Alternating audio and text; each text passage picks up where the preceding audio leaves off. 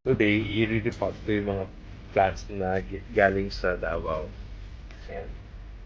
Early morning pa rin ako yung buti bukas yung Department of Agriculture Quarantine Department sa airport. So, nakakuha ko ng quarantine permit. So, legit naman to. Yung pag-import ko dito mula Davao.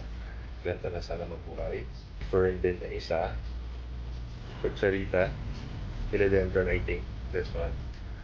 I found out, kapag pala dadala ng plant, kaya from another province to Manila, at least from Davao, kailangan mo lang soil. Then they'll give you a permit.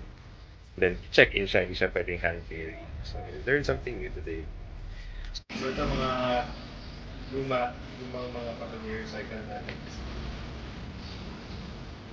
So lalagyan namin to ng anaa mamaya, pero normally pwede naman ibabad din sa anaa before i-repack. Lalagyan namin. Jester. Mga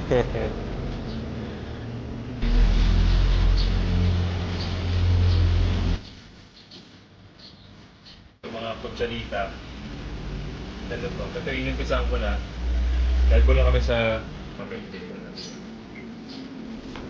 Ayan.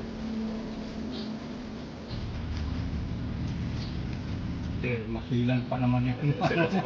Kaselan daw to. Kaselan to. So, parang ako lang.